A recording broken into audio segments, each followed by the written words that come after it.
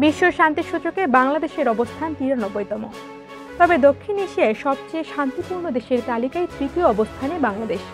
মঙ্গলবার প্রকাশিত হয়েছে গ্লোবাল পিস ইন্ডেক্স ২০২৪-এর প্রতিবেদন। এ তালিকা প্রকাশ করেছে অস্ট্রেলিয়া ভিত্তিক সংস্থা institute for economics and piece. জানিয়েছে, সামাজিক নিরাপত্তা ও সুরক্ষা, সামরিকরণ এবং চলমান অভ্যন্তরীণ ও আন্তর্জাতিক সংঘাতের পরিস্থিতি মূল্যায়ন করে দেশগুলোকে মূল্যায়ন করা হয়েছে। দক্ষিণ এশিয়ার দেশগুলোর মধ্যে ভারত, পাকিস্তান, শ্রীলঙ্কা এবং আফগানিস্তানের থেকে এগিয়ে রয়েছে বাংলাদেশ।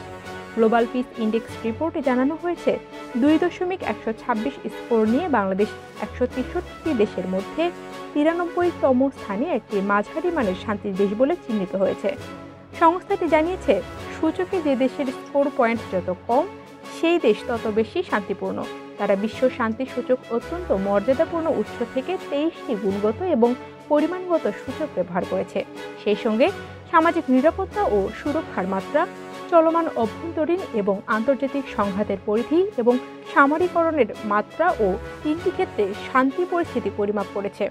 চলমান অভ্যন্তরীণ এবং আন্তর্জাতিক সংঘাতের ক্ষেত্রে বাংলাদেশ ২.৫১৫, সামাজিক নিরাপত্তা এবং সুরক্ষা ক্ষেত্রে ২.৩২২ এবং সামরিকরণ ক্ষেত্রে ৮.৫০৬ স্কোর পেয়েছে। দক্ষিণ এশিয়ায় সবচেয়ে শান্তিপূর্ণ দেশ হিসেবে চিহ্নিত হয়েছে ভুটান। বিশ্ব শান্তি সূচকে ২০১১ সাল থেকে এই অবস্থান ধরে রেখেছে ভুটান। বিশ্বের সবথেকে শান্তিপূর্ণ দেশের তালিকায় ২১তম স্থানে আছে এই দেশ। দক্ষিণ এশিয়ায় ভুটানের পরে আছে নেপাল। তালিকায় ৫ম স্থানে আছে ভারত।